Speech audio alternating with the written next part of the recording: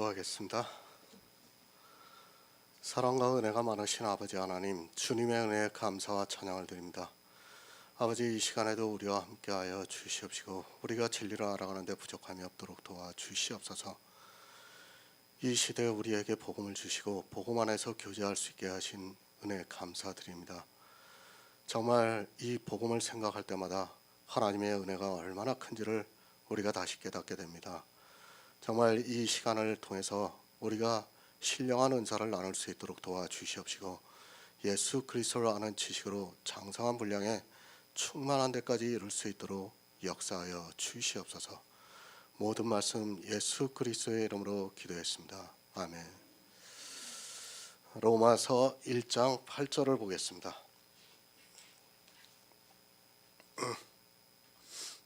제가 읽어드리겠습니다. 첫째는 내가 예수 그리스도로 말미암아 너희 모든 사람을 인하여 내 하나님께 감사함은 너희 믿음이 온 세상에 전파됨이로다. 아멘. 은혜와 평강입니다. 그것이 어디로부터 오는가 하면 하나님 우리 아버지와 주 예수 그리스도로 쫓아온다고 말씀을 하고 있습니다. 성경에서 하나님 우리 아버지와 주 예수 그리스도로 쫓아온다고 말씀을 하니까 사람들이 하나님과 우리 주 예수 그리스도를 다른 위로 보고 있습니다. 절대로 아닙니다. 모든 말씀에 기초가 있다고 말씀을 드렸습니다. 그 기초가 이사야 9장 6절의 말씀입니다. 이 말씀을 기초로 두고 있는 성도는 로마서에서, 아니 신약 성경에서 하나님과 예수 그리스도를 같이 기록했다 해도, 또 예수 그리스도를 아들이라고 했다 해도 그 말씀을 생각하게 되면 은혜와 평강이 어디서부터 오는가를 쉽게 깨달을 수 있습니다. 영의 일입니다. 그것은 성경에 기록이 된 대로 보시면 됩니다. 특히 내세 일과 하나님과 그 외에 우리가 이성적으로 이해하지 못하는 말씀은 성경에서 어느 말씀이 기초가 되고 있는가를 알고 그것을 기초로 두고서 성경을 보면 은혜와 평강이 어디서부터 오는가를 알 수 있습니다. 하나님이 계십니다. 그리고 예수 그리스도가 계십니다. 마치 서로 다른 위를 가지신 두 분이 은혜와 평강을 주시는 것으로 생각해서는 절대로 안 됩니다. 다만 우리가 알아들을 수 있게 표현한 것이지 예수 그리스도는 하나님이라는 것을 이사야의 말씀을 통해서 알고 있으면 내가 받은 은혜와 평강이 어디로부터 오는가를 알 수 있다는 말씀입니다. 성경을 바로 보시기 바랍니다. 그리고 반드시 성령을 받아야 합니다. 물론 모든 사람이 다 성령의 감동을 받고 있다고 주장하고 있습니다. 그러나 내 마음에서 무엇인가 찜찜한 것이 있다면 그것은 성령의 감동을 받았다고 말할 수 없습니다. 도무지 받아들일 수 없는 것을 억지로 받아들이고 있다면 그는 아직까지 성령의 감동을 받는다고 할 수 없습니다. 예수 그리스도를 너무 모르고 있습니다. 자기들이 믿는다고 하는 대상에 대해서도 모르면서 어떻게 믿는다고 하는지 이해가 되지 않습니다. 예수 그리스도는 믿음의 대상이라는 것을 바로 알고 있어야 합니다. 그저 우리가 성경에서 알고자 하는 인물이 아니라 믿어야 하고 믿는 성도에게 생명이 주어진다는 것을 성경이 가르쳐주고 있습니다. 은혜를 주는 자가 따로 있는 것이 아닙니다. 그리고 평강을 주는 자가 따로 있는 것이 아닙니다. 이 모든 것은 홀로 한 분이신 유일하신 하나님께서 주시고 있다는 것을 믿어야 합니다. 하지만 이 시대는 유일하신 예수 그리스도를 하나님이라고 하면서도 하나님의 아들이라고 말을 하고 있습니다. 성경에서 말씀하는 아들이 아니라 사람의 이성을 따라 아버지가 있고 아들이 있는 것으로 이야기를 하고 있습니다. 육입니다. 그것으로는 도무지 이해가 안 된다는 것을 알고 있어야 합니다. 어떻게 아들이 있는데 그가 아버지가 될 수 있겠습니까? 그것을 사람의 이성으로 설명을 하려고 하다 보니까 삼위일체라는 이상한 것을 만들어냈습니다. 그것이 아니라 이 말씀은 영의 일이기 때문에 우리는 그대로 받아들여야 한다는 것을 알고 있어야 합니다. 은혜를 누가 주십니까? 예수 그리스도만 주시고 있습니까? 그것이 아니라 구약에서는 하나님께서 주신다고 말씀을 하고 있습니다. 그것을 신약에 와서는 예수 그리스도의 은혜라고 말씀을 하고 있습니다. 평강도 마찬가지입니다. 그리고 우리에게 주시는 구원도 마찬가지입니다. 이스라엘은 깨닫지를 못했습니다. 이사야 선지자가 그의 아들에 관하여 미리 약속을 해주셨지만 그 말씀을 너무 잘 알고 있지만 그것을 깨달을 수 있는 지혜가 없었습니다. 아니, 사람의 이성으로 성경을 보는 그들에게 그런 말씀이 있다는 것은 알고 있지만 막상 주님이 자기들에게 오시니까 그것을 받아들일 수 있는 지혜가 없었습니다. 다시 말씀드립니다. 우리 성도는 유일하신 하나님을 믿고 있습니다. 그분이 예수 그리스도라는 것을 믿어야 합니다. 비록 주님이 하나님을 향해서 아버지라는 호칭을 썼더라도, 아니 아들이라고 말씀을 했더라도 이사야에서 한 아들을 주셨는데 그가 전능하신 하나님이고 영존하신 아버지라고 말씀을 하고 있으면 그렇게 받아들여야 합니다. 다른 위에 두 분에게서 은혜와 평강이 오는 것이 아닙니다. 성경이 어떻게 말씀하고 있는가를 바로 아시기 바랍니다. 우리는 성경을 보고 성령의 감동을 받는 성도지 신학을 공부하는 사람이 아닙니다. 그건 역시 이 세상 초등학문이라는 것을 아시기 바랍니다. 하나님 우리 아버지와 주 예수 그리스도를 쫓아 은혜와 평강이 이 시대를 살아가고 있는 성도님들에게 임하고 있습니다. 사도 바울은 두 위에 하나님을 말씀하는 것이 아닙니다. 그가 비록 로마서에서 우리 하나님 우리 아버지와 주 예수 그리스도라고 말씀을 했어도 그것은 이사야의 말씀대로 유일하신 하나님을 말씀하고 있다는 것을 알아야 합니다. 그렇게 유일하신 하나님을 믿는 성도들에게 은혜와 평강이 임한다는 것을 믿으시기 바랍니다. 새 번역을 보겠습니다. 나는 먼저 여러분의 일로 예수 그리스도를 통해서 나의 하나님께 감사를 드립니다. 그것은 여러분의 믿음에 대한 소문이 온 세상에 퍼지고 있기 때문입니다.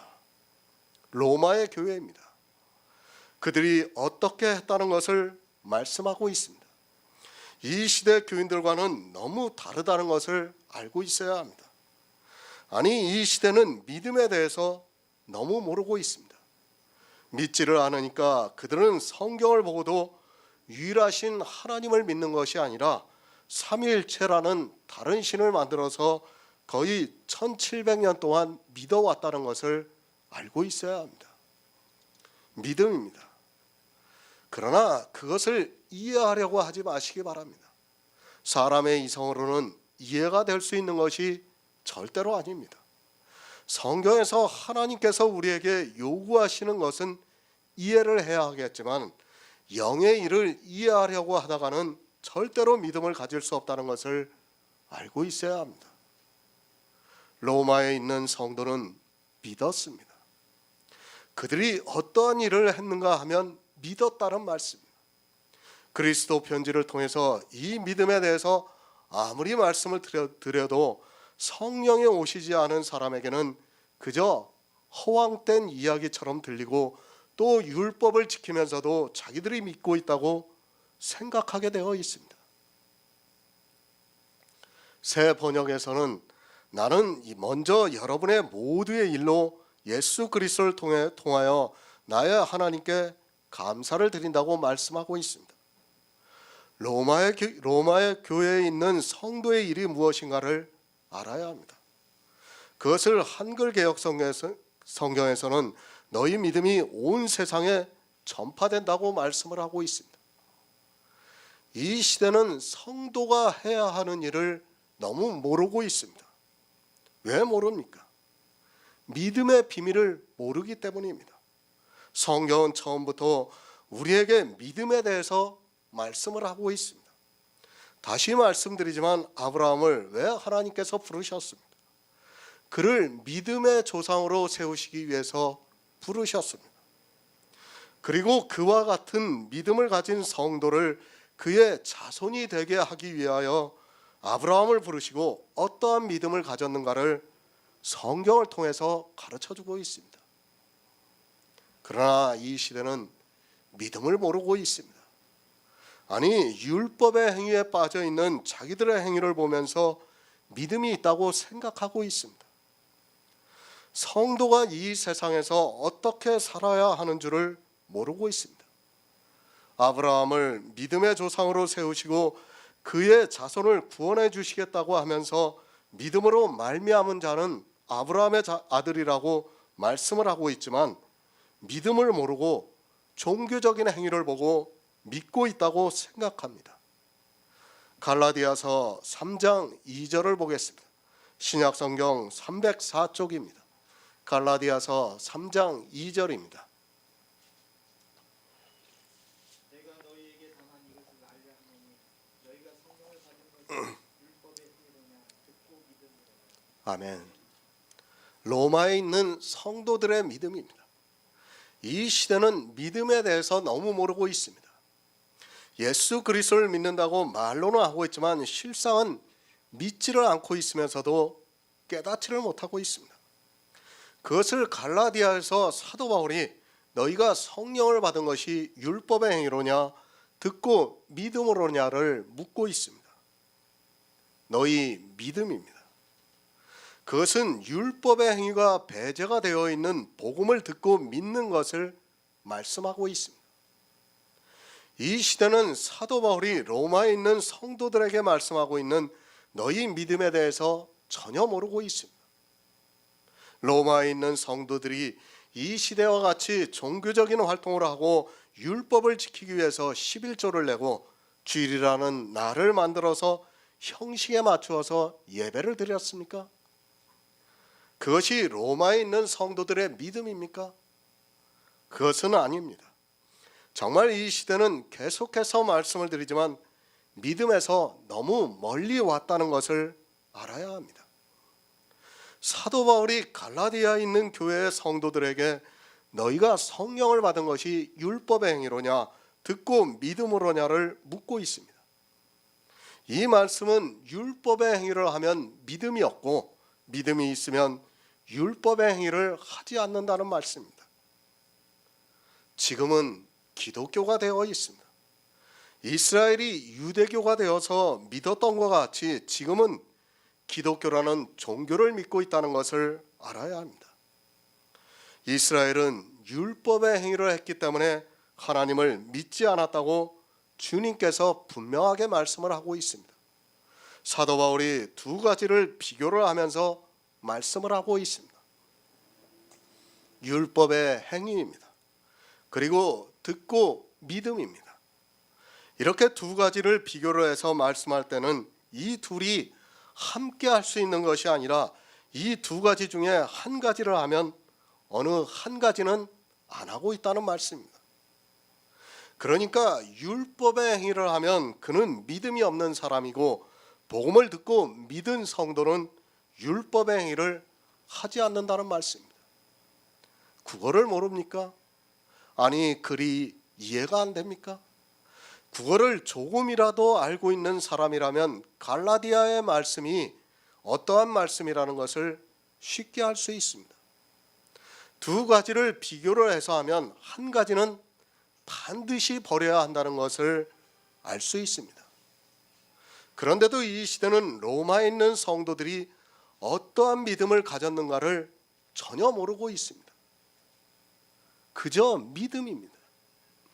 아니, 모든 사람이 다 믿는다고 말을 하고 있습니다. 아무리 그가 믿는다고 해도 갈라디아에서 말씀하고 있는 것을 반드시 깨달아야 합니다. 어느 한 가지를 하면 어느 한 가지는 할 수 없다는 것을 알고 있어야 합니다. 비교로 해서 말씀할 때는 그렇다는 것을 알고 있어야 합니다. 주의를 지키고 있습니까? 11조를 내고 있습니까? 형식에 맞추어서 예배를 드리고 있습니까? 그리고 사람들이 만든 절기를 지키고 있습니까? 그들이 아무리 교회 안에서 예수 그리스도를 믿는다고 주장을 해도 성경은 그들에게 율법의 행위에 속한 자라고 말씀을 하고 있고 그들에게 믿음이 없다고 말씀을 하고 있습니다. 성도의 믿음입니다. 율법의 행위가 아닙니다. 그런 행위가 단 한 가지라도 있다면 그는 율법의 행위에 속한 자입니다. 이스라엘이 하나님을 안 믿었습니까? 그들은 하나님을 믿었습니다. 그리고 그러나 주님께서는 율법을 지키고 있는 이스라엘에게 마귀의 자식들이라고 말씀을 하고 있습니다. 이 시대 역시 예수 그리스도를 믿는다고 하면서 율법을 한 가지라도 지키고 있다면 다 마귀의 자식들입니다. 로마에 있는 성도의 믿음을 배우시기 바랍니다. 아니 그 믿음이 없다면 여러분은 죽은 자입니다. 그저 종교적으로 내가 믿는다고 하는 것이 아니라 반드시 율법을 버리는 믿음이 그에게 있어야 합니다. 사도 바울이 너희가 성령을 받은 것이 율법의 행위로냐 듣고 믿음으로냐를 묻고 있습니다. 성령을 받았다는 말씀은 성령으로 난 영이 그의 안에 있다는 말씀입니다. 이스라엘도 하나님을 믿었습니다. 그리고 초대교회 성도들도 예수 그리스도를 믿었습니다. 누구의 믿음을 따르겠습니까? 이스라엘은 하나님을 믿는다고 하면서 율법을 문자 그대로 지켰고 이방의 교회의 성도들은 예수 그리스도를 믿으면서 율법의 행위를 하지 않았습니다. 누구의 믿음을 따를 것인가는 여러분의 자유지만 이스라엘의 믿음은 저주를 받았다는 것을 아시기 바랍니다. 오직 믿음입니다. 아무리 강조해도 지나치지 않습니다. 그러나 이 시대는 오직 믿음이라고 말을 하면서도 갈라디아에서 말씀을 하고 있는 너희가 성령을 받은 것이 율법의 행위로냐 듣고 믿음으로 서냐를 깨닫지를 못하고 있습니다. 오직 믿음이라는 말씀은 율법의 행위가 포함이 되지 않은 믿음 그 자체를 말씀하고 있습니다. 이제 사도 바울이 로마서를 통해서 말씀합니다. 로마에 있는 성도들의 믿음이 무엇이라는 것을 말씀하고 있습니다. 우리는 성경을 통해서 로마에 있는 성도들이 어떠한 믿음을 가졌는가를 바로 알아야 합니다. 그 믿음이 여러분에게 없다면 이스라엘과 마찬가지로 저주를 받는다는 것을 알고 있어야 합니다. 베드로전서 1장 9절을 보겠습니다. 신약성경 377쪽입니다. 베드로전서 1장 9절입니다. 믿음의 결국 곧 영혼의 구원을 받으라. 아멘. 너희 믿음입니다. 로마에 있는 성도들이 가지고 있는 믿음이 무엇입니까? 그것을 사도 베드로가 믿음의 결국 영혼 구원이라고 말씀을 하고 있습니다. 그러니까 로마에 있는 성도들이 가지고 있던 믿음이 무엇인가 하면 영혼 구원을 받는 믿음이라는 말씀입니다. 믿음이 있습니까? 반드시 그 믿음으로 구원을 받아야 합니다. 그 믿음 하나로 내 영혼이 구원을 받아야 한다는 말씀입니다. 그래서 성경은 오직 나의 의인은 믿음으로 살리라고 말씀을 하고 있습니다. 이 세상 이성으로는 도무지 받아들일 수 없지만 성경에서 선지자들로 그의 아들에 관하여 미리 약속하신 것을 믿는 성도는 하나님의 능력으로 내 안에서 역사를 하고 있습니다. 이스라엘이 하나님을 믿었습니다. 그러나 우리가 성경을 잘 보시기 바랍니다. 하나님을 믿는다고 하는 그들이 과연 구원을 받았는가를 보시기 바랍니다. 구원을 받은 것이 아니라 도리어 저주를 받았다는 것을 알 수 있습니다.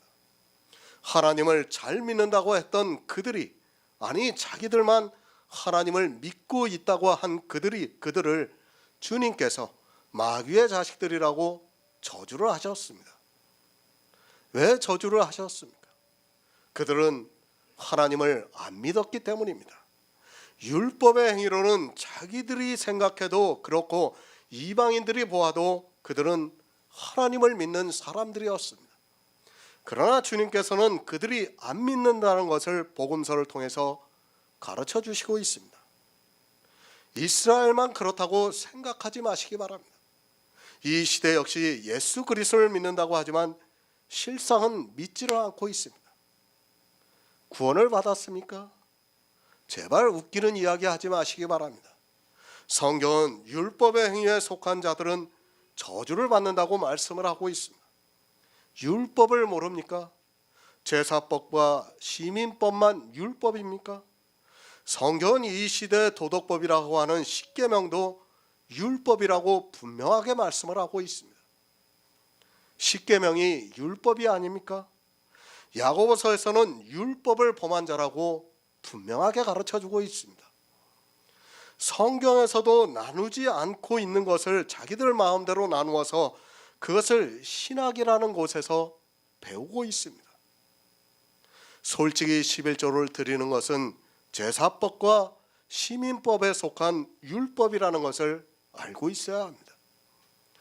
제사법, 시민법이 폐하해졌고 도덕법이 살아있다고 하는 그들이 모든 율법을 다 지키고 있습니다. 오직 믿음입니다. 이 믿음이 있는 성도만이 영원 구원을 받을 수 있습니다. 성경은 분명히 교회 안에서 축복을 받는 자와 저주를 받는 자를 함께 말씀하고 있습니다. 예수님께서 비유로 말씀하신 것을 보아도 교회 안에는 천국의 축복을 받는 자만 있는 것이 아니라 저주를 받아 지옥으로 가는 자도 있다는 것을 말씀하고 있습니다. 내 믿음입니다. 그것이 내 영혼을 구원하지 못하면 그것은 거짓 믿음이라는 것을 알고 있어야 합니다. 그래서 야고보는 행함이 없는 믿음은 죽은 믿음이라고 말씀을 하고 있습니다. 이미 야고보서 강해를 통해서 알고 있습니다. 이 행함이 있는 믿음이 율법을 버리는 행함이라는 것을 알고 있습니다. 죽은 믿음입니다. 믿는다고 해서 다 영원 구원을 받는 것이 절대로 아닙니다. 교회 안에는 이 죽은 믿음을 가지고 있는 사람이 더 많이 있다는 것을 알고 있어야 합니다. 더 많은 정도가 아니라 이 시대 거의 모든 사람이 이 죽은 믿음을 가지고 있으면서 교회 안에서 예수 그리스도를 믿는다고 하면서 주여 주여 하고 있는 것을 볼 수 있습니다. 야고보서 강해를 들었습니다. 그리고 갈라디아서 강해를 들었습니다. 이 두 성경이 무엇을 말씀하고 있습니까? 율법을 버리라고 말씀하고 있습니다. 율법을 지키지 않는 것이 믿음이라는 것을 가르쳐주고 있습니다.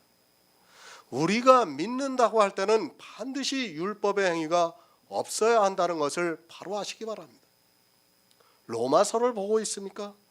사도 바울이 너희 믿음이라고 말씀을 하고 있습니다. 이 시대 교회 안에 있는 사람들이 사도 바울이 로마에 있는 성도들에게 말씀하고 있는 너희 믿음을 가지고 있습니까? 절대로 아닙니다.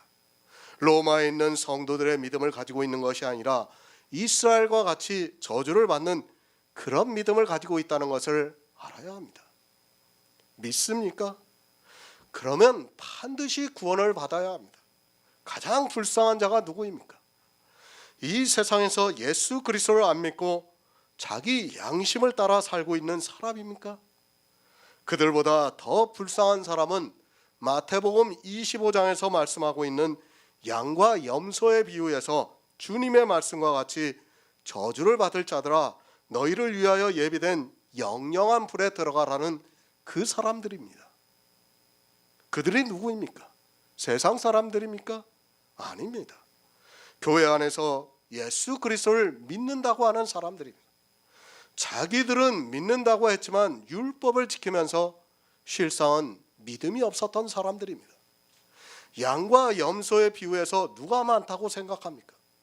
양은 지극히 적고 염소는 바다모래 같다고 말씀을 하고 있습니다. 교회 안에는 축복과 저주가 함께 있습니다.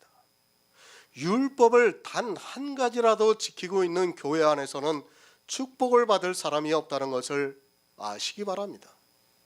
이 축복과 저주도 복음을 전하는 교회에 해당이 되는 것이지, 율법을 지키는 교회에서는 축복을 받을 사람이 없다는 것을 아시기 바랍니다.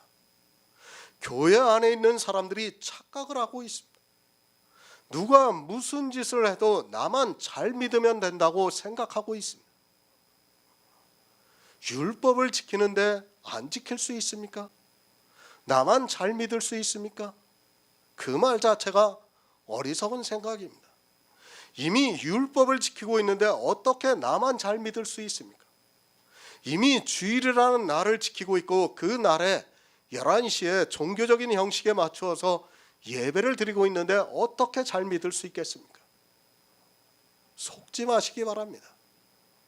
그리고 믿음의 비밀을 아시기 바랍니다.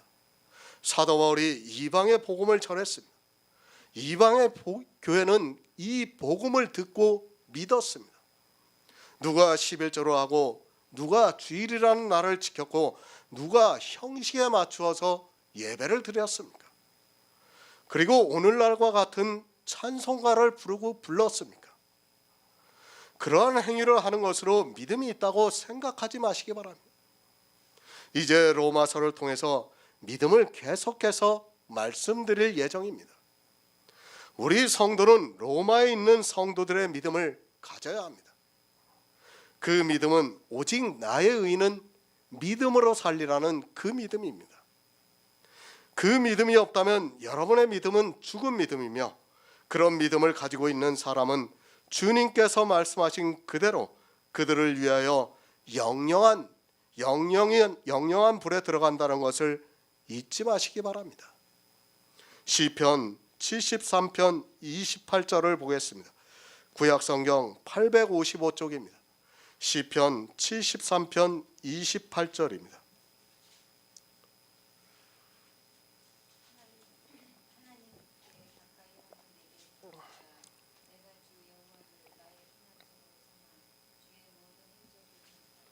아멘.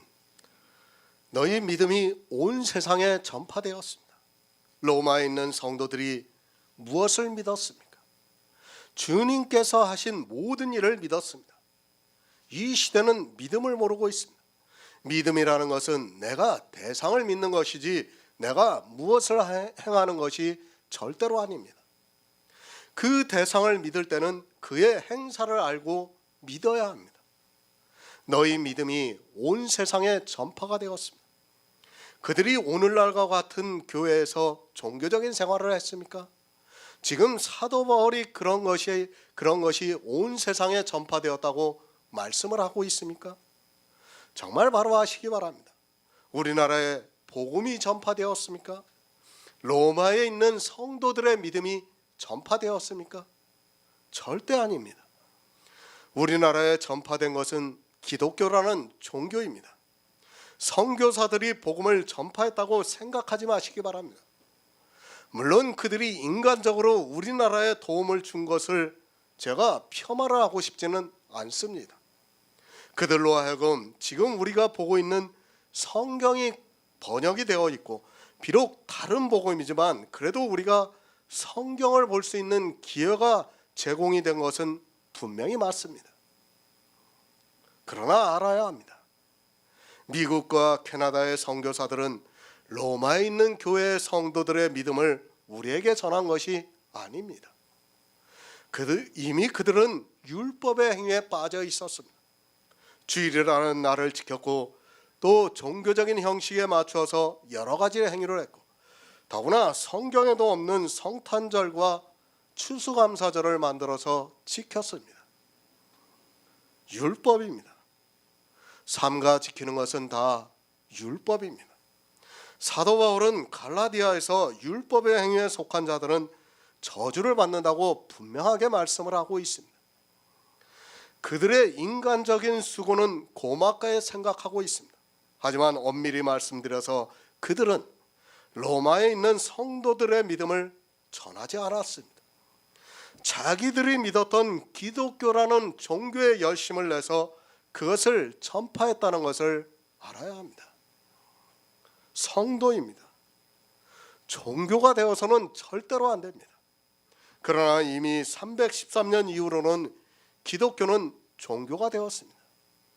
그 종교가 유럽에서 전파가 되었다가 미국과 캐나다의 신대륙을 유럽인들이 점령하고 난 이후에 남미와 그리고 아시아로 전파가 되었습니다.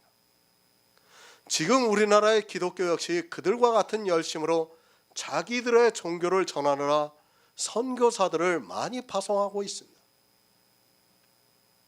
무슨 믿음입니까? 주의 모든 행사를 믿는 믿음입니다. 내가 믿고 싶다고 해서 믿을 수 있는 것이 아니라 하나님이 선지자들로 말미암아 그의 아들에 관하여 미리 약속하신 그 일을 다 이루셨습니다. 그것이 주의 모든 행사입니다. 그것을 믿음으로 영원 구원을 받습니다. 사도 바울이 로마에 있는 성도들의 그 믿음이 온 세상에 전파되었다고 말씀을 하고 있습니다. 이 시대 우리나라입니다. 수많은 교회가 각각 자기들이 선교사들을 파송하고 있습니다. 그런데 그들이 무엇을 하고 있습니까? 기독교를 전하고 있고 천주교를 전하고 있고 통일교를 전하고 있고 여호와 증인을 전하고 있고 안식일 교회를 전하고 있고 구원파를 전하고 있고 다락방을 전하고 있고 신천지를 전하고 있지 로마에 있는 성도들의 믿음을 전하는 교회는 하나도 없다는 것을 알고 있어야 합니다.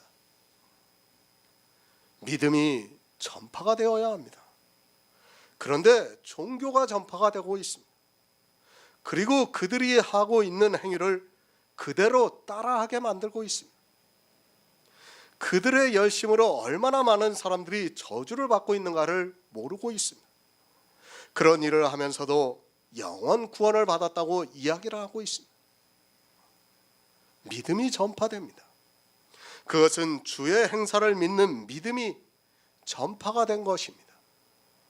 하지만 이 시대 기독교를 보면 자기들의 종교적인 행위를 전파하고 있습니다. 우리는 성경을 바로 알아야 합니다.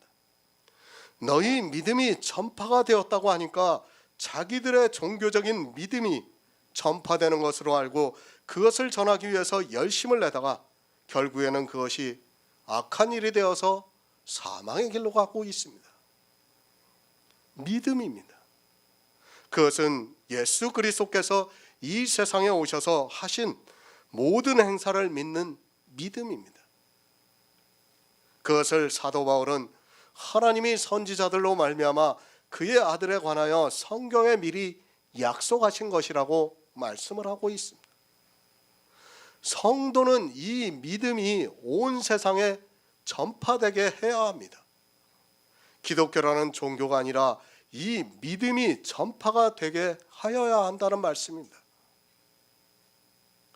교회에 대해서 갈라디아서 강해를 통해서 말씀을 드렸습니다. 장로교회, 감리교회, 침례교회, 성결교회, 순복음교회 등 이런 교회는 전파하지 마시기 바랍니다. 또 이 시대 여의도 순복음교회, 사랑의 교회 이거 안 됩니다. 절대로 안 되는 일입니다. 그것을 갈라디아서 강해를 통해서 말씀을 드렸습니다. 교회는 주님의 아내예요. 내가 이름을 붙이는 것은 어떤 것과 같은 거냐면 내 어머니를 갖다가 내가 이름을 붙이는 것과 똑같다는 것을 여러분이 알고 있어야 합니다. 어떻게 아버지의 부인의 이름을 내가 붙일 수 있습니까? 그런 일을 하고 있으면서도 전혀 깨닫지를 못하고 있습니다. 예수 그리스도를 전한다고 하면서 자기들이 만든 교회를 전하고 있습니다. 로마서 1장 9에서 10절을 보겠습니다. 신약성경 239쪽입니다.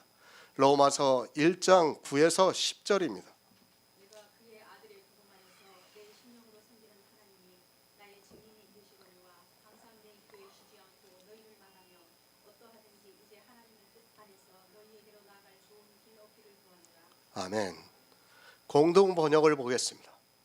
나는 기도할 때마다 언제나 여러분을 기억하며 여러분을 찾아갈 기회를 하나님께서 나에게 허락해 주시기를 간구하고 있습니다.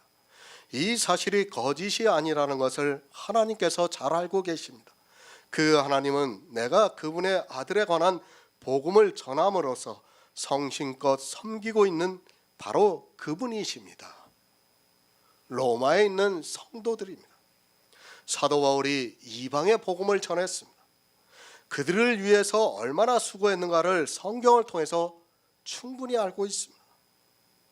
그 수고가 있었기 때문에 우리가 지금 이 성경을 보고 있습니다. 그런 사도 바울이 있었기 때문에 늘 각처에 있는 교회를 생각하고 있습니다. 기도했습니다.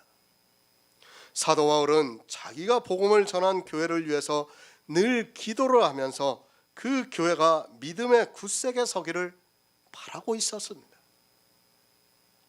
지금은 종교를 전하고 있습니다. 자기들이 선교사를 파송하고 그 교회를 위해서 기도한다고 하지만 사도 바울이 하고 있는 기도와 지금 이 시대 교회에서 하고 있는 기도는 전혀 다르다는 것을 알고 있어야 합니다. 초대교회입니다. 사실 사도 바울은 이방의 복음을 전하면서 그곳에 교회가 세워지고 나면 또 다른 지방으로 가서 복음을 전했습니다. 사도 바울은 더 많은 지방의 복음을 전하기 위해서 그가 얼마나 수고를 했는가를 우리가 성경을 통해서 알고 있습니다. 그러다 보니까 어떤 곳에서는 완전하게 복음이 전해지지 않은 상태에서 또 다른 지방으로 갔습니다. 지금과 같은 교회가 아닙니다. 지금은 목사들이 워낙 많다 보니까 굳이 다른 지방으로 가서 복음을 전할 필요가 없습니다. 또 미디어가 많이 발달을 해서 굳이 다른 지방으로 갈 필요도 없는 시대를 살아가고 있습니다. 그러나 이방의 복음이 전파되기 시작한 때는 지금으로부터 2000년 전입니다. 우리나라로 하면 삼국시대 이전입니다. 사실 삼국시대 이전의 기록이 거의 없다는 것을 잘 알고 있습니다. 그때는 정말 사람의 말로 전해야 하는 때입니다. 지금과 같이 인쇄술이 발달한 시대도 아니고 책도 일일이 다 써야 하는 그런 시대입니다. 그리고 종이의 질이 나쁘다 보니까 성경을 기록해서 그것을 가지고 다닌다는 것조차 어려웠던 시대라는 것을 알고 있습니다. 미디어가 없습니다. 그저 사람의 말입니다. 조금 나은 것이 있다면 그래도 성경을 두루마리로 가지고 다녔을 것입니다. 그러나 구약 성경을 두루마리로 가지고 다닌다는 것이 그렇게 쉽지가 않았습니다. 정말 그러한 때에 복음을 전한다는 것이 얼마나 어려운 일인가를 알고 있어야 합니다. 성경입니다. 하나님께서 선지자들로 말미암아 그의 아들에 관하여 미리 약속하셨습니다. 이 복음을 사실 성경에서 다 안다는 것이 쉬운 일이 아닙니다.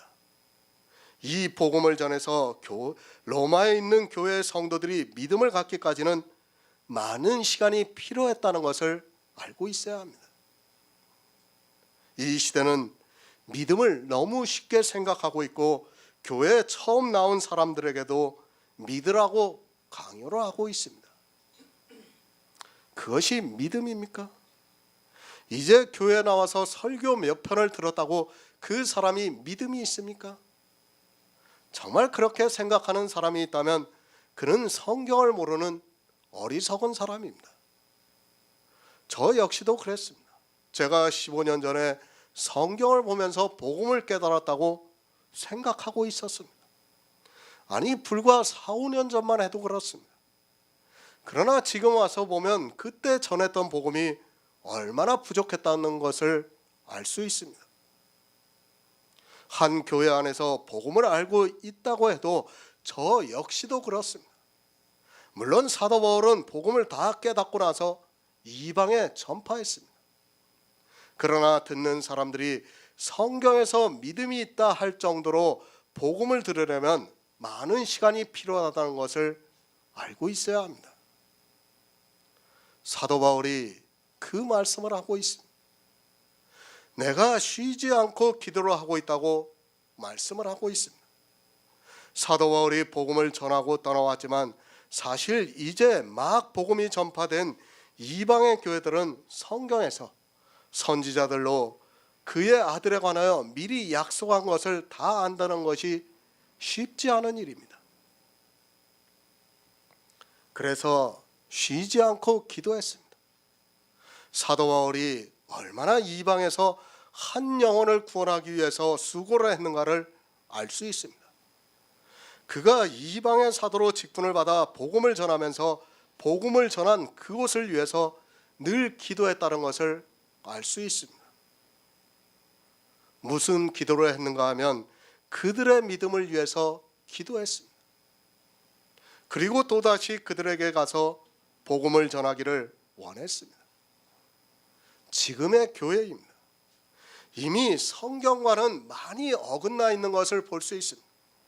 믿음에 대해서 가르치는 교회도 없고 종교적인 율법만 가득 차 있는 것을 볼 수 있습니다. 초대 교회와 지금의 교회는 본질적으로 다르다는 것을 알고 있어야 합니다. 사도 바울이 전한 복음을 듣고 믿었습니다. 그러나 이 시대는 자기들의 종교적인 행위에 깊이 빠져 있습니다. 이 시대는 너무 편안합니다. 그 자유가 좋은 쪽으로 나타나는 것이 아니라 도리어 나쁜 쪽으로 나타나고 있는 것을 볼 수 있습니다. 이미 교회는 서로 경쟁을 하는 곳이 되었고 서로 자기의 세력을 키우는데 급급한 것을 볼 수 있습니다. 마치 시장 경제에서 마케팅을 잘하는 교회는 계속해서 성장을 하고 있고 그렇지 못한 교회는 정체가 되고 또 사라지고 있는 것을 볼 수 있습니다. 초대교회는 하나였습니다. 그러나 이 시대는 각기 자기들의 교회가 따로 있습니다. 자기들이 이름을 짓고 자기들이 건물을 짓고 자기들끼리 종교적인 모임이라고 하는 것이 맞습니다.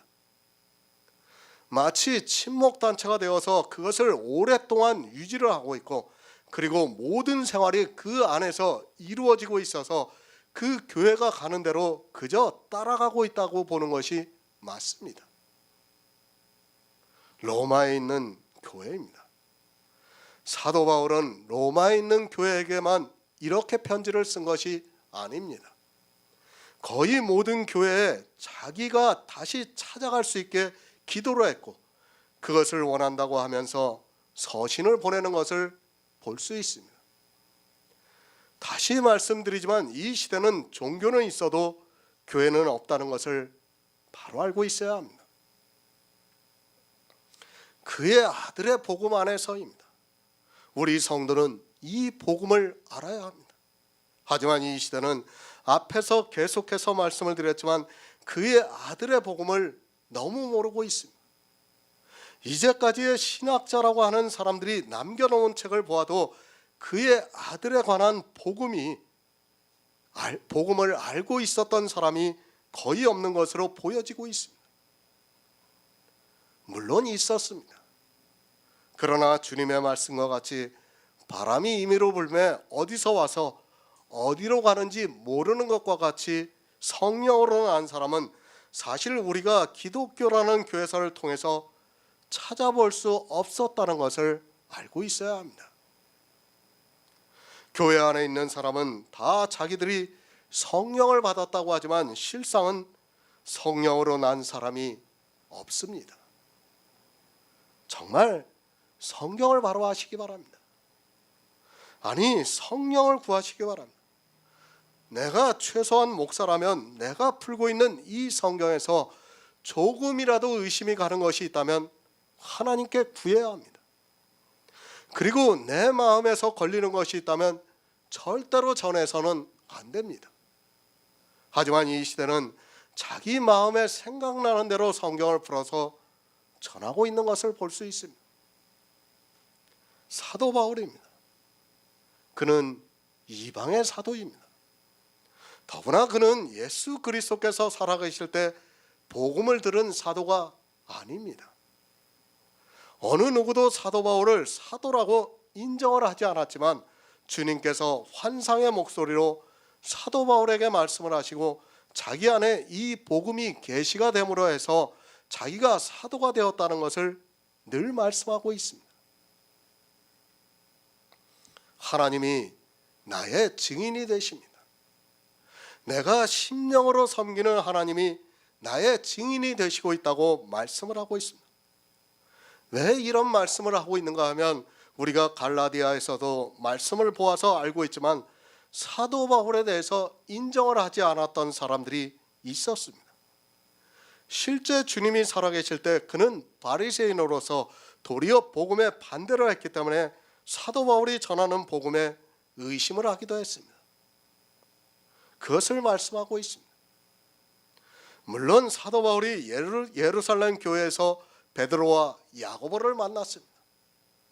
베드로는 수제자라고 하고 있고 야고보는 주의 형제로서 예루살렘 교회에서 영향력이 있었던 사람들이었습니다. 이 두 사람과 교제를 한 후에 이방의 복음을 전하러 갔지만 그는 자기의 증인을 말할 때 베드로나 야고보를 말하지 않고 나의 증인이 내 심령으로 섬기는 하나님이라고 말씀을 하고 있습니다. 요한복음 8장 18절을 보겠습니다. 신약성경 158쪽입니다. 요한복음 8장 18절입니다.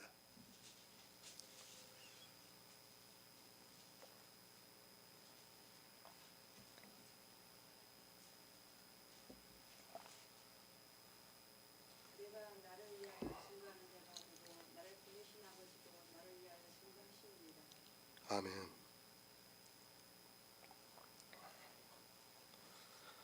저 역시도 인터넷을 통해서 복음을 전했습니다.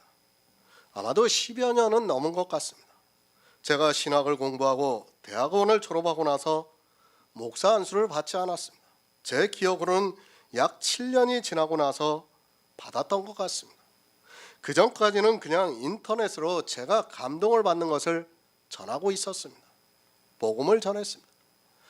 그러면 그 복음을 듣고 감동을 받았으면 자기가 들은 그 복음이 성경과 맞는가를 살펴보아야 합니다. 내가 감동을 받았으면 그 말씀이 성경과 맞는가 하여 지혜를 구해야 합니다. 그런데 이 시대는 그렇게 하지 않고 있습니다. 자기가 조금 성령의 감동을 받았으면 저에게 물어오는 것이 목사냐는 것이고 또 어느 교단에 속해 있느냐는 것을 묻습니다. 제가 안수를 안 받았을 때입니다. 그렇다고 해서 제가 안수를 받은 것에 대해서 잘했다고 생각은 하지 않습니다. 이 세상에서 복음을 전하려고 하다 보니까 세상 사람들이 요구하는 기준에 충족하기 위해서 안수를 받은 것이지 저는 지금도 목사 안수에 대해서 별로 그렇게 마음을 두지 않고 있습니다. 복음을 전해도 소용이 없습니다. 목사가 먼저 되어야 복음을 전할 수 있는 것으로 생각하고 있습니다. 그러니까 복음을 전하는 자가 증거해 주는 것이 이 시대는 목사라는 직분입니다. 그것이 없으면 그가 아무리 복음이 있다 해도 그저 한 번 읽고 말지 그 복음을 더 이상 보려 하고 있지 않습니다. 정말 제가 만나는 사람마다 그리고 통화를 하는 사람마다 첫 마디가 목사냐는 것입니다. 무슨 말입니까? 목사가 아니면 안 듣겠다는 것입니다. 사실 사도 바울이 이방의 복음을 전할 때 그가 사도라는 것에 대해서 누가 증거를 해주었습니까? 아무도 사도 바울이 사도라는 것에 대해서 증거를 해주지 않았습니다. 그러나 초대교회 성도들은 사도 바울이 전하는 복음을 듣고 믿었습니다. 어떻게 했습니까? 사도행전에서 베레아 사람들은 신사적이어서 사도 바울이 복음을 전하니까 그것을 간절한 마음으로 받아 그 말씀이 성경과 맞는가 하여 날마다 성경을 상고했다고 말씀을 하고 있습니다. 사실 이 복음을 들을 때 사도 바울이 사도라는 것에 대해서 아무도 증거해 주지 않았습니다. 아니, 이방인들에게 있어서는 사도가 무엇이라는 것조차 모르고 있었습니다. 주님이 이 세상에 오셨습니다. 그러나 이스라엘은 영접하지 않았습니다. 아니, 영접하지 않은 정도가 아니라 도리어 예수님을 귀신에게 속해 있다고 주장하고 있었습니다. 이스라엘이 그것을 요구하니까 예수님께서 말씀하고 있습니다. 내가 나를 위하여 증거하는 자가 되고 나를 보내시는 아버지도 나를 위하여 증거하신다고 말씀을 하고 있습니다. 얼마나 황당합니까? 바리새인들이 지금 예수님께서 내가 너를 위하여 증거하니 내 증거가 참되지 않다고 말을 하고 있습니다.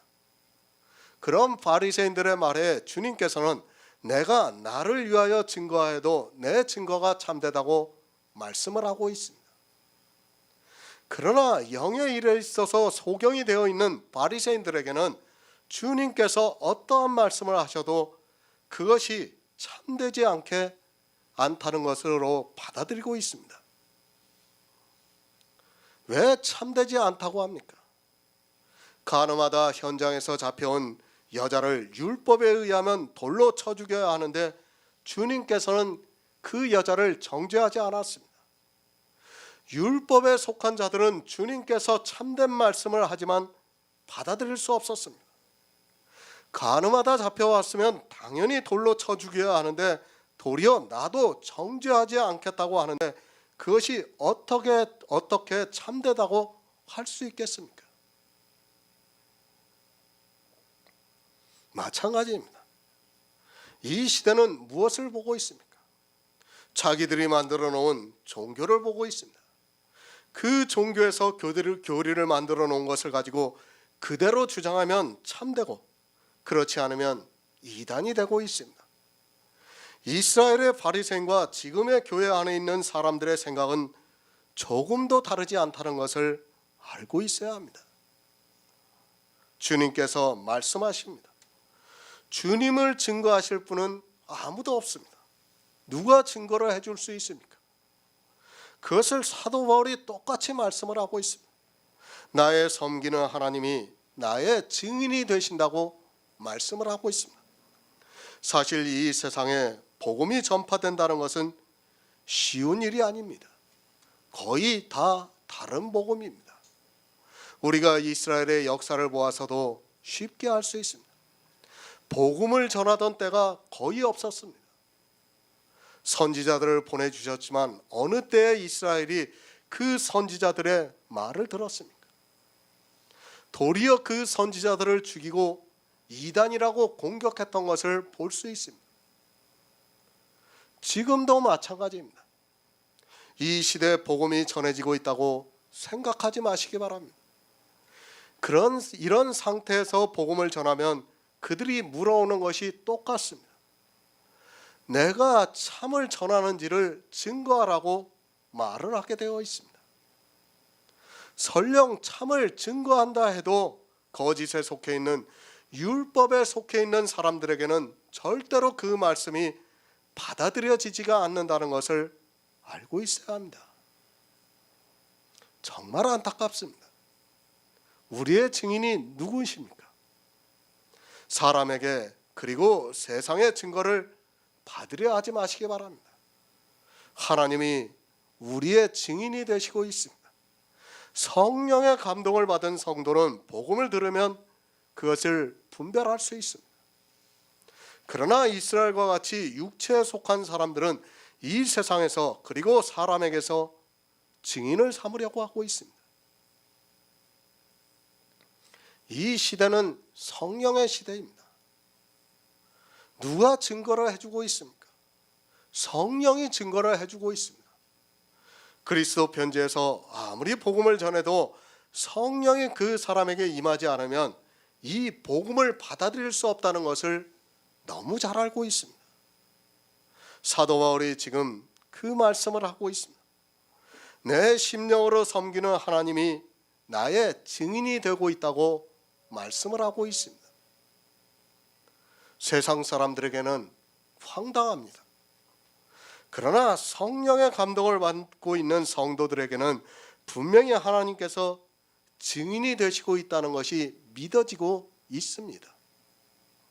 육체에 속한 사람은 자기 육체로 증인을 삼으려 하고 있고, 영에 속한 사람은 하나님이 증인이 되신다는 것을 담대하게 말할 수 있습니다. 요한복음 6장 40절을 보겠습니다. 신약성경 154쪽입니다. 요한복음 6장 40절입니다. 내 아버지의 뜻은 아들을 보고 믿는 자마다 영생을 얻는 것이니 마지막 날에 내가 이를 다시 살리리라 하시니라. 아멘.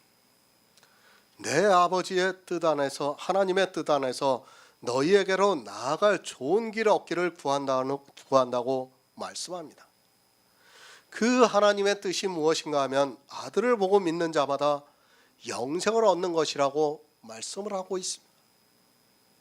그러니까 사도 바울이 로마에 있는 성도들에게 가기를 원하는 것은 그들에게 영생을 얻게 하기 위해서라고 말씀을 하고 있습니다.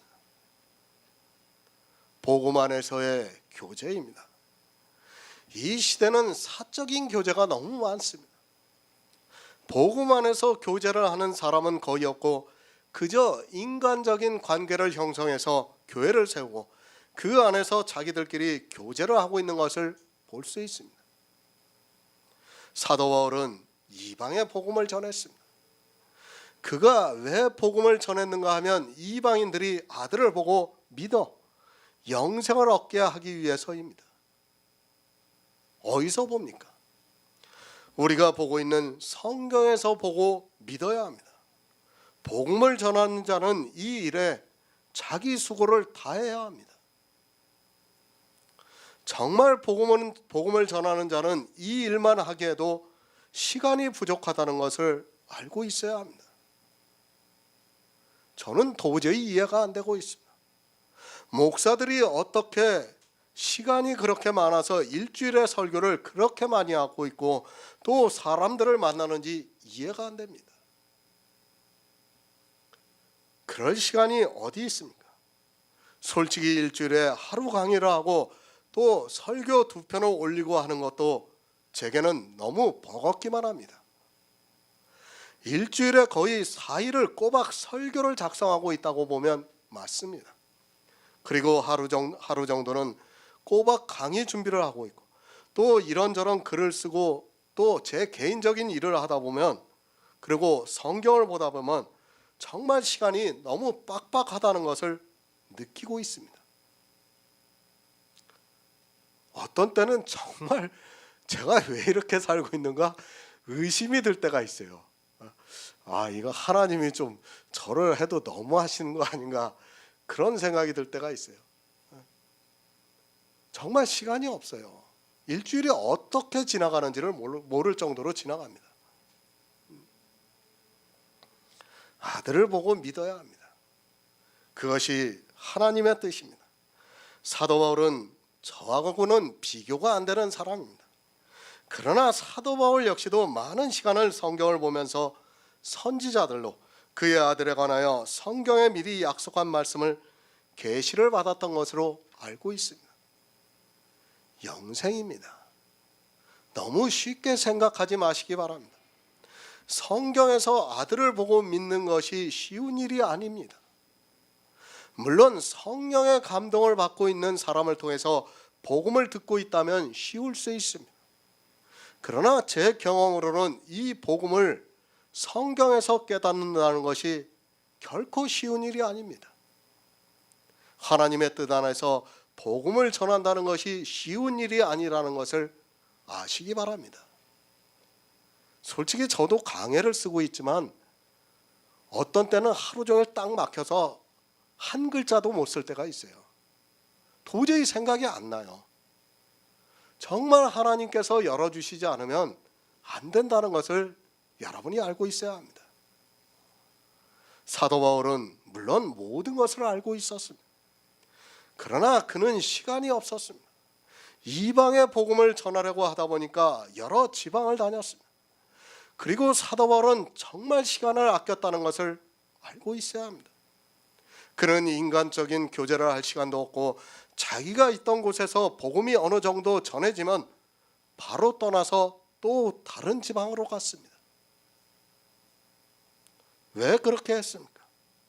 하나님의 뜻을 행하기 위해서입니다.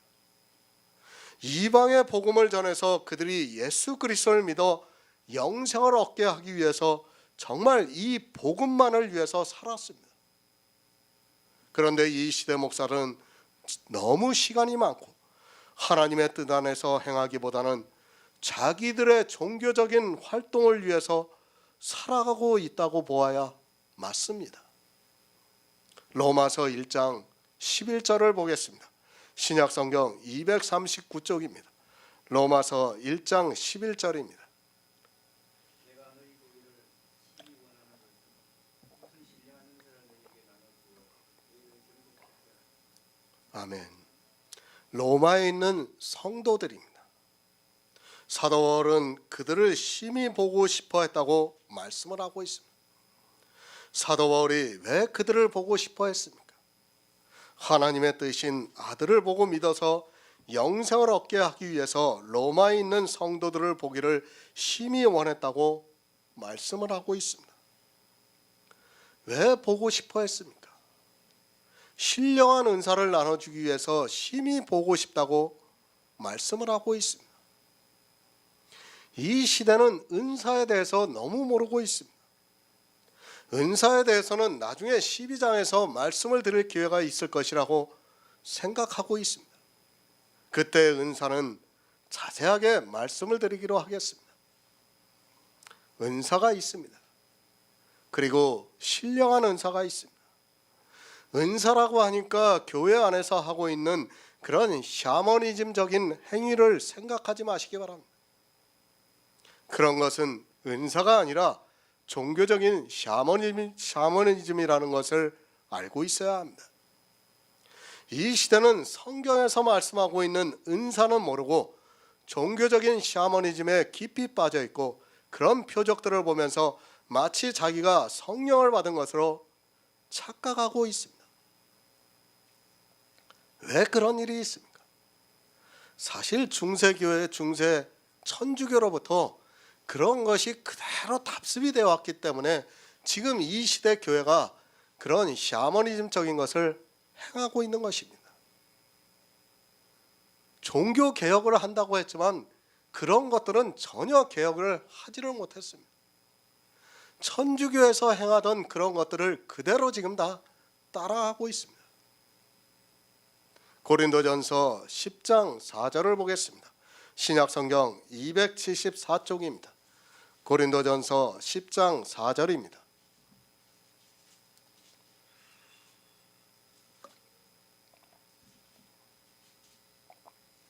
같은 신령한 음료를 마셨으니 이는 저희를 따르는 신령한 반석으로부터 마셨으니 그 반석은 곧 그리스도시라. 아멘.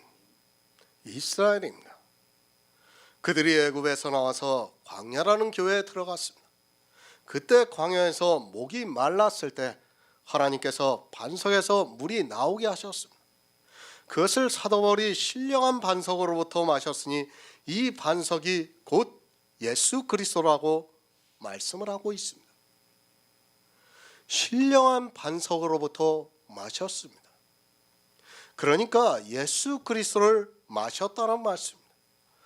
주님께서 사마리아 여인과 대화를 하실 때 사마리아 여인에게 물을 달라 하시고 난 후에 이 물을 먹는 자는 목이 마르려니와 내가 주는 물은 영원히 목마르지 아니하리니 나의 주는 물은 그 속에서 영생하도록 솟아나는 샘물이 되리라고 말씀을 하고 있습니다. 주님께서 주시는 물입니다. 그것이 신령한 물이라는 말씀입니다. 그러니까 이 세상에서 먹는 그런 물이 아니라 주님의 말씀은 우리 속에서 영생하도록 솟아나는 샘물이 된다고 말씀을 하고 있습니다. 그러니까 영생을 할 수 있게 해주시는 주님의 말씀이 신령한 은사라는 말씀입니다. 은사입니다. 물론 성경에서 말씀하는 여러 가지 은사가 있습니다. 지금 사도 바울이 말씀하고 있는 은사는 그런 은사가 아니라 영생을 하는 은사를 말씀하고 있습니다. 그 은사는 신령한 물입니다. 그러니까 예수 그리스도에 대해서 선지자들로 미리 약속하신 말씀입니다. 그 은사를 사도 바울은 고린도전서에서 예수 그리스도라고 말씀을 하고 있습니다. 신령한 은사입니다. 그것은 영생하도록 솟아나는 샘물입니다. 주님께서 내가 곧 길이요 진리요 생명이라고 말씀을 하셨습니다. 이 신령한 은사를 주시겠다고 말씀을 하고 있습니다. 사도 바울이 로마에 있는 성도들을 보려고 간절히 원하는 것은 다른 것이 아니라 예수 그리스도에 대해서 가르쳐서 그들이 영생을 얻을 수 있게 하기 위해서라는 말씀입니다. 예수 그리스도입니다. 주님은 영생하도록 솟아나는 샘물입니다. 이 은사를 주기 위해서 사도 바울이 로마에 있는 성도들에게 가기를 원한다고 말씀을 하고 있습니다. 우리에게 이 은사가 있어야 합니다. 하지만 이 시대는 은사를 너무 모르고 그저 겉으로 나타나는 종교적인 샤머니즘을 따라가고 있습니다. 신령한 은사가 있어야 합니다. 하지만 안타깝게도 이 시대는 이 은사를 받으려 하지 않고 있습니다. 그저 겉으로 나타나는 은사를 쫓아가고 있습니다. 사실 이 시대 교회 안에서 은사라고 하는 그 모든 것은 은사가 아니라 실상은 샤머니즘적인 것이라는 것을 알고 있어야 합니다. 그런 것을 행하면서 자기들이 마치 꽤나 신령한 것으로 오해를 하고 있습니다. 아마 다 경험하셨을 거예요. 신앙생활하면서 방언을 하고 막 그런 환상을 보고 그러면서 다 그런 경험을 하면서 마치 내가 예수 그리스도를 믿고 신령한 것처럼 구원을 받은 것처럼 다 그렇게 생각했을 것입니다. 그러나 그런 것은 신령한 것이 아닙니다. 이 세상 초보예요, 초보. 모든 종교에서 다 하고 있는 것입니다. 무당한테 가도 그런 일을 하고 있습니다. 그런데 이 시대 교회가 그것을 그대로 따라하고 있습니다. 예수 그리스도입니다. 주님으로부터 우리가 생명을 얻습니다. 이 생명을 얻을 수 있는 주님이 신령한 은사라고 사도 바울이 말씀을 하고 있습니다. 하지만 교회는 이 은사를 얻으려고 하기보다는 기독교라는 종교에서 행하고 있는 샤머니즘을 쫓아가고 있는 것을 볼 수 있습니다. 사도 바울이 로마에 있는 성도들에게 무엇을 나눠줍니까? 예수 그리스도입니다. 사도 바울이 로마에 가서 하는 일이라는 것은 뻔합니다. 그러나 이 시대는 성경을 너무 모르고 있습니다. 자기가 무엇을 받아야 하는 줄을 모르고 있습니다. 늘 말씀드리지만 우리가 영생을 얻지 못하면 아무 소용이 없다는 것을 알고 있어야 합니다. 영생도 얻지 못하면서 예수 그리스도를 믿어서 무엇합니까? 성경은 영생을 말씀하고 있습니다. 육체의 생명이 아니라 영생할 수 있는 생명에 대해서 말씀하고 있습니다.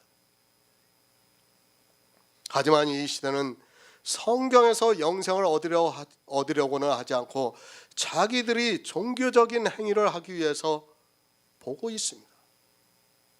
우리가 영생을 얻지 못한다면 그것은 아무것도 아니라는 것을 알고 있어야 합니다.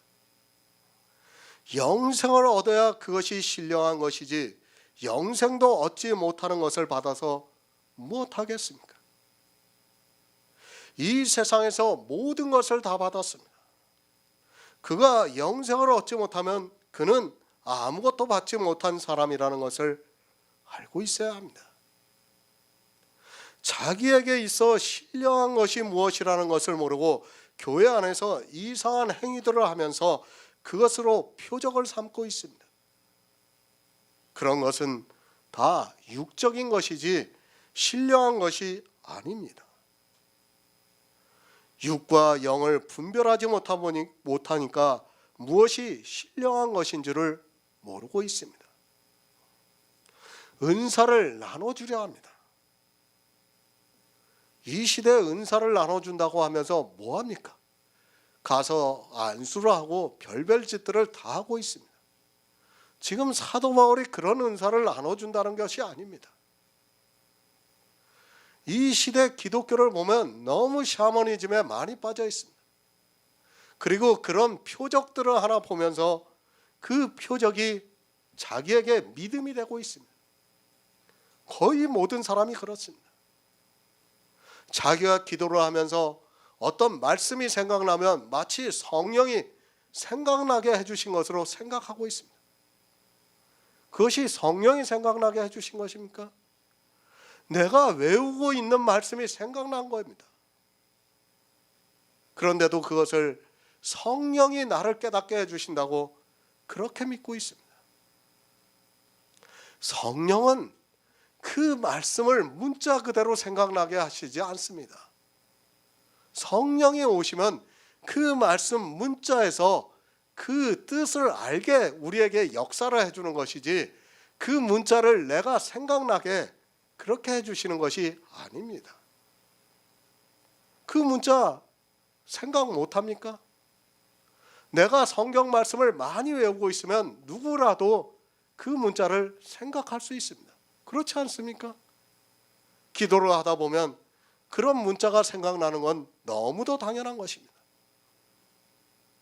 그런데 그런 기도를 하면서 마치 자기가 신령한 은사를 받은 것처럼 생각하고 있습니다.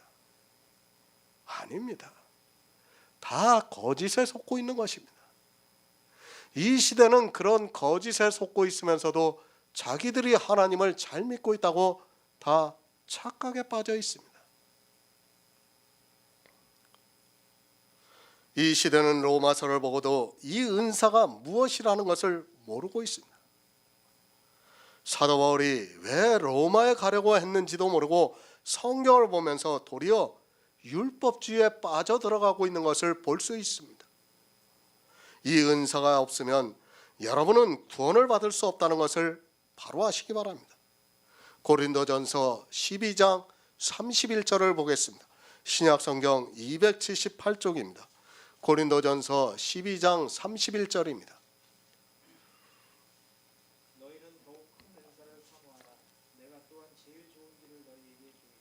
아멘. 로마서는 무슨 신령한 은사라고 말씀합니다. 그리고 고린도전서에서는 더욱 큰 은사를 사모하라고 말씀을 하고 있습니다. 이 더욱 큰 은사에 대해서는 이미 그리스도 편지에서 설교 말씀으로 올려드렸습니다. 이 더욱 큰 은사가 무엇이라는 것은 아카데미 강의에서도 고린도전서 13장을 말씀했습니다. 더욱 큰 은사입니다. 그것을 고린도전서 13장에서 말씀하고 있습니다. 고린도전서 13장은 예수 그리스도의 사랑을 말씀하고 있습니다. 내게 모든 것이 다 있다 해도 예수 그리스도께서 나를 사랑하지 않는다면 아무것도 아니라는 것을 말씀하고 있습니다. 이 시대 교인들입니다. 예수 그리스도를 사랑한다는 입에 바른 말을 참 잘합니다.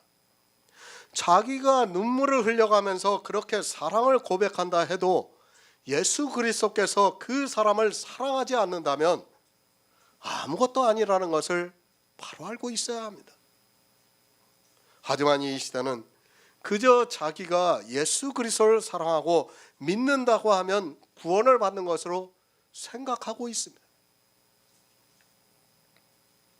천국은 주님의 것입니다. 그럼 그것을 누구에게 주시겠습니까? 주님이 사랑하시는 자에게 주신다는 것을 알고 있어야 합니다. 내가 주님을 사랑해서 받을 수 있는 것이 아니라 주님이 나를 사랑해 주셔야 받을 수 있다는 말씀입니다.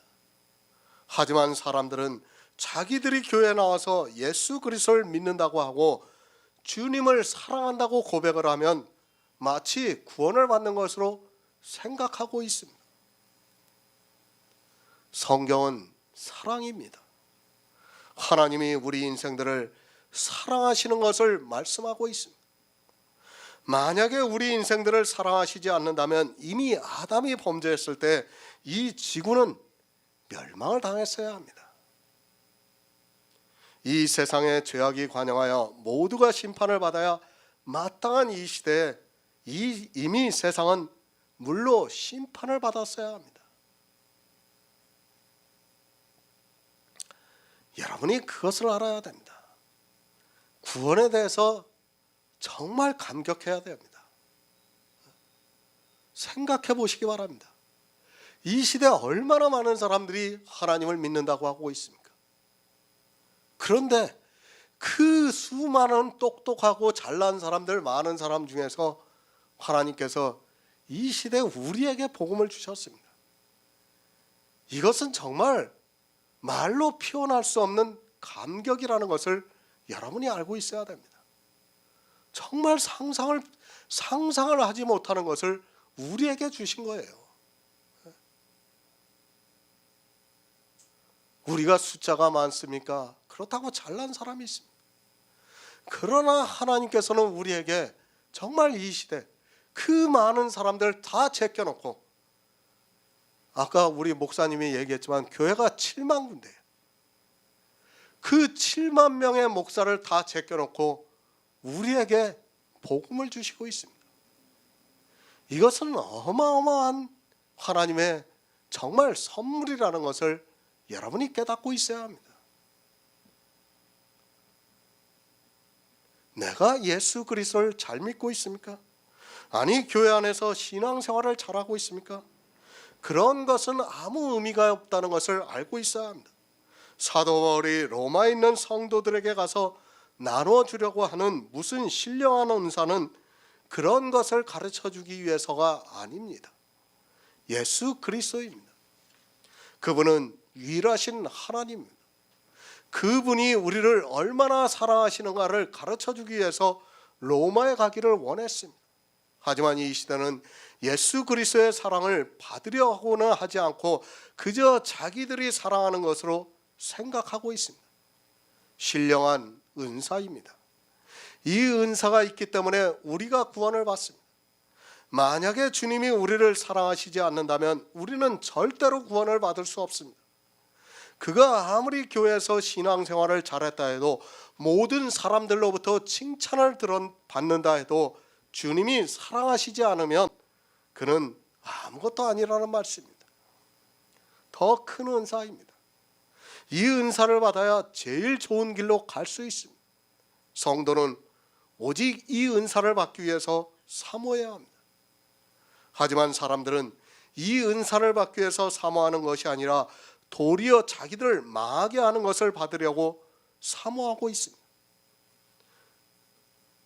신령해야 합니다. 육체를 통해서 나타나는 것은 신령하지가 않습니다. 물론 율법을 율법책에 기록된 대로 항상 다 지키면 그것도 신령한 것이 될 수 있습니다. 그러나 성경은 정의를 하고 있습니다. 죄를 짓지 않고 선을 행하는 의인은 아주 없다고 말씀하고 있습니다. 생명이 있어야 합니다. 우리에게 영원한 생명을 주는 것이 신령합니다. 율법의 행위로는 아직까지, 그리고 주님이 다시 오실 때까지 이 세상에 어느 누구도 신령함에 이를 수 없다는 것을 알아야 합니다. 우리가 생명을 얻을 수 있는 방법은 오직 한 가지입니다. 그것은 하나님이 선지자들로 그의 아들에 관하여 성경에 미리 약속하신 것을 알고 믿어야 합니다. 그것이 복음입니다. 그리고 예수 그리스도입니다. 예수 그리스도께서 나를 사랑해 주셔서 내 안에 그리스도의 영이 탄생이 되고 그 영이 구원을 받는다는 것을 성경이 말씀하고 있습니다. 하지만 성경을 보면서도 이 신령한 것을 모르고 그저 종교에 사로잡혀 있는 것이 이 시대 교인들입니다. 베드로전서 2장 2절을 보겠습니다. 신약 성경 378쪽입니다. 베드로전서 2장 2절입니다.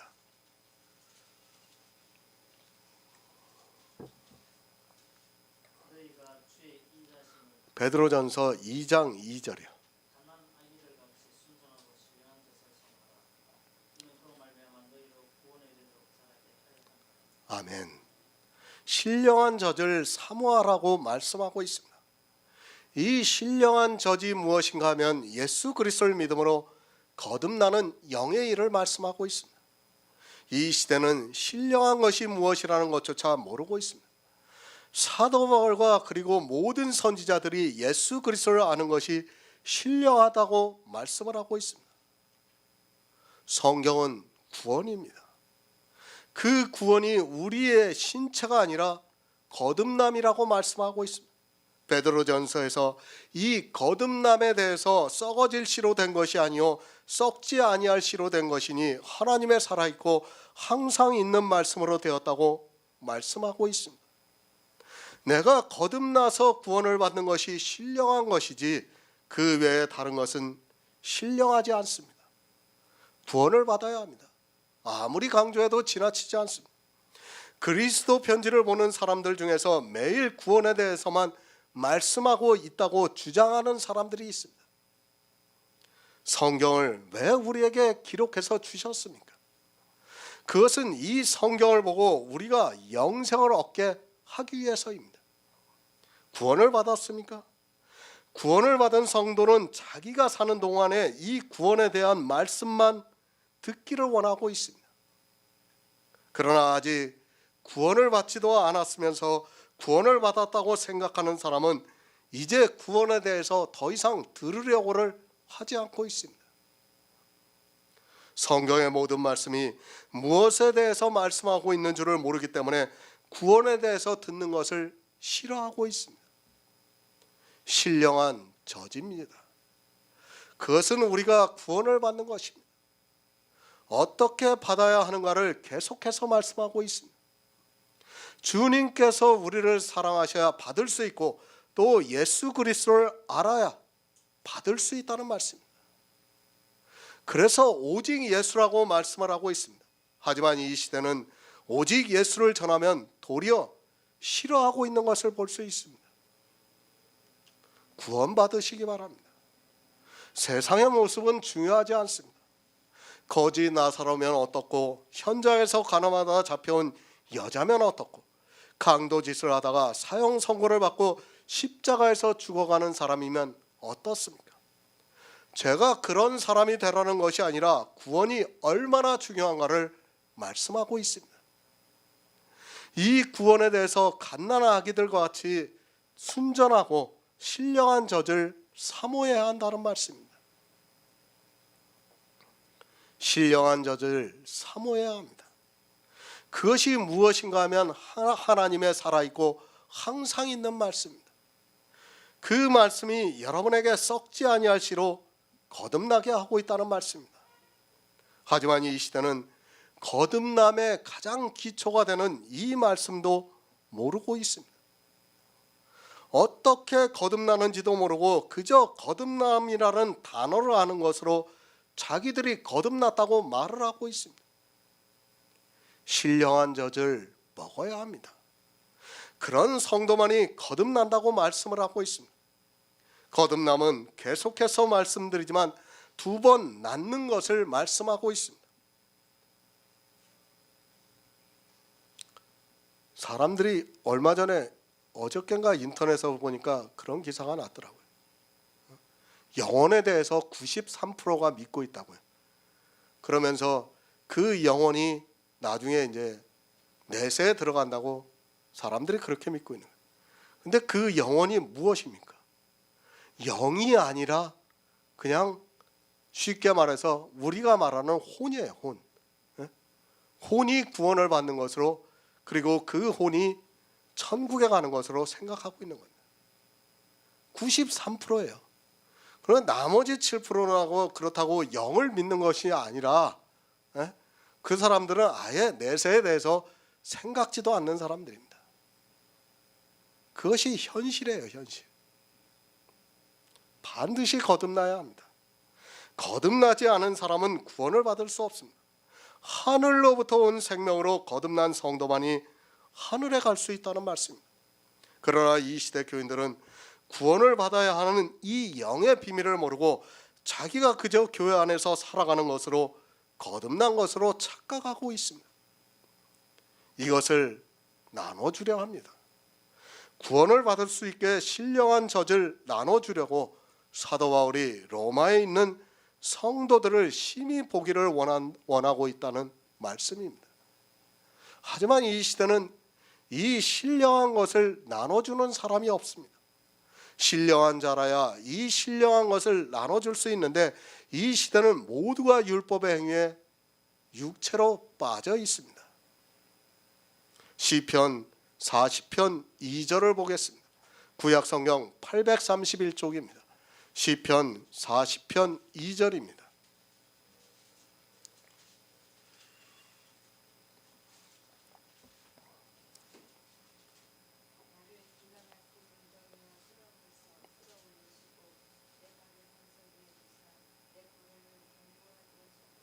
아멘. 우리 인생입니다. 우리는 어떻게 해도 구원을 받을 수 없습니다. 정말 진리의 성령이 오셔서 이 성경을 깨닫기 전에는 아무것도 모르는 소경과 같습니다. 사람의 이성으로 성경을 본다고 하지만 그 이성이라는 것이 자기 스스로를 웅덩이에 빠지게 만들고 있습니다. 성경을 보고 있습니까? 그것이 도리어 구덩이에 빠지게 하고 있다는 것을 알아야 합니다. 주님께서 바리새인들에게 소경을 인도하다가 둘 다 구덩이에 빠진다고 말씀을 하고 있습니다. 이스라엘이 얼마나 성경을 많이 보았습니까? 그들은 어려서부터 성경을 보았습니다. 그런데 그들이 보고 있다고 하지만 소경이 되어서 구덩이에 빠지고 있다는 말씀입니다. 오해하지 마시기 바랍니다. 이스라엘만 소경이라고 생각하지 마시기 바랍니다. 이스라엘을 왜 소경이라고 하셨는가 하면 그들이 율법을 지키고 있기 때문에 주님께서 소경이라고 말씀을 하고 있습니다. 이 시대 역시 소경이 되어서 선지자들로 그의 아들에 관하여 성경에 미리 약속하신 것을 못 보고 그것을 자기들의 육체로 지키려 하고 있습니다. 소경이 달리 소경이 아닙니다. 성경에서 예수 그리스도를 모르면 소경입니다. 우리 인생들은 태어나면서부터 율법주의입니다. 늘 말씀드리지만 뼛속부터 율법주의라는 것을 알고 있어야 합니다. 그런 사람이 성경을 보면 너무도 쉽게 율법주의에 빠져들어가게 되어 있습니다. 왜 이스라엘이 그렇게 율법주의가 되었는가 하면 그들의 지혜가 우리보다 부족해서가 아니라 태생이 그렇기 때문입니다. 이 시대를 보시기 바랍니다. 거의 모든 교회가 다 율법을 지키고 있습니다. 아니, 신학의 기초를 어떻게 삼고 있는가 하면 도덕법이 살아있다는 것부터 출발이 되고 있습니다. 왜 이방의 교회가 율법을 지키는가를 알아야 합니다. 신약 성경에서 그렇게 율법을 폐하라는 말씀이 많이 있어도 사람들이 율법을 지키는 이유는 바로 이것 때문입니다. 기가 막힐 웅덩이입니다. 그 웅덩이에서 우리 스스로가 나올 수 없다는 것을 알고 있어야 합니다. 이 세상에서 아무리 지혜가 있는 사람이라 해도 이 성경을 자기 스스로 보면 100%다 율법주의에 빠지게 되어 있습니다. 바로 이 율법이 기가 막힐 웅덩이와 수렁이라는 말씀입니다. 이것에서 사람의 지혜로 빠져나올 수 없다는 말씀입니다. 그래서 건져주셨습니다. 거기서 끌어올려 주셨습니다. 주님께서 이 기가 막힐 웅덩이와 수렁에서 끌어올려 주시지 않으면 우리 인생 모두는 다 거기에 빠져서 스스로는 절대로 빠져나올 수 없습니다. 그런 우리를 끌어내어서 견고케 해주신다고 말씀을 하고 있습니다. 예수 그리스도라는 반석 위에 둬서 내 걸음을 견고케 하신다고 말씀을 하고 있습니다. 사도 바울이 로마에 있는 성도들에게 말씀을 하고 있습니다. 내가 무슨 신령한 은사를 너희에게 나누어 주어 너희를 견고케 한다고 말씀을 하고 있습니다. 그러니까 기가 막힐 웅덩이와 수렁에서 건져내서 예수 그리스도를 믿을 수 있게 견고케 해준다고 말씀을 하고 있습니다. 예수 그리스도의 복음이 그렇게 해준다는 말씀입니다. 사도 바울이 로마에 있는 성도들에게 나눠주고자 하는 신령한 은사는 예수 그리스도입니다. 고린도전서 1장 8절을 보겠습니다. 신약성경 263쪽입니다. 고린도전서 1장 8절입니다. 주께서 너희를 우리 주 예수 그리스도의 날에 책망할 것이 없는 자로 끝까지 견고케 하시리라. 아멘. 견고케 하십니다. 책망할 것이 없는 자로 끝까지 견고케 하신다고 말씀을 하고 있습니다. 사도 바울이 복음을 전함으로 해서 책망할 것이 없는 자로 끝까지 견고케 해주신다고 말씀을 하고 있습니다. 성령이 책망하시는데 성령의 책망을 받지 않게 끝까지 견고케 해주신다는 말씀입니다. 너희가 성령을 받은 것이 율법의 행위로냐 듣고 믿음으로냐를 묻고 있습니다. 그러니까 성령의 책망을 받지 않으려면 율법의 행위를 하지 말아야 한다는 말씀입니다. 그러나 이 시대는 수많은 율법을 지키면서 자기들이 성령을 받았다고 말을 하고 있습니다. 사도 바울이 전하는 말씀과는 거꾸로 이야기를 하면서도 자기들이 무슨 말을 하고 있는지를 깨닫지를 못하고 있습니다. 바로 아시기 바랍니다. 율법은 기가 막힐 웅덩이입니다. 사람의 이성으로 누가 율법을 지키는 것이 나쁘다고 하겠습니까? 아니, 율법을 지키는 것을 누가 악하다고 말을 하겠습니까? 그렇게 말하는 사람이 더 이상합니다. 그러나 성경은 그것이 악한 일이고 저주를 받는다고 말씀하고 있습니다. 하지만 성경을 보면서도 그런 말씀들이 보이지가 않는 소경으로 살아가고 있습니다. 성령의 책망입니다. 그러나 그 책망이 무엇이라는 것조차 모르고 살아가고 있습니다. 그리고 거의 모든 사람이 교회 안에서 율법을 지키고 있습니다.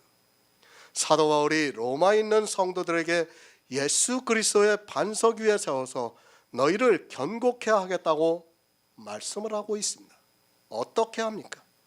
신령한 은사를 나눠줘서 그들을 견고케 하겠다고 말씀을 하고 있습니다. 정말 이 율법과 복음의 문제가 해결이 안 되는 모든 사람은 저주를 받는다는 것을 알고 있어야 합니다. 하지만 이 시대는 이 신령한 은사를 받으려 하기보다는 율법의 행위에 점점 더 깊이 빠져들어가고 있습니다. 예수 그리스도입니다. 오직 주님만이 우리를 기가 막힐 웅덩이 율법에서 건져내 주시고 있습니다. 율법의 저주에서 우리를 구원해 주시고 있다는 말씀. 그것을 사도 바울이 복음이라고 말씀하고 있고 신령한 은사를 나누어 준다고 말씀하고 있습니다.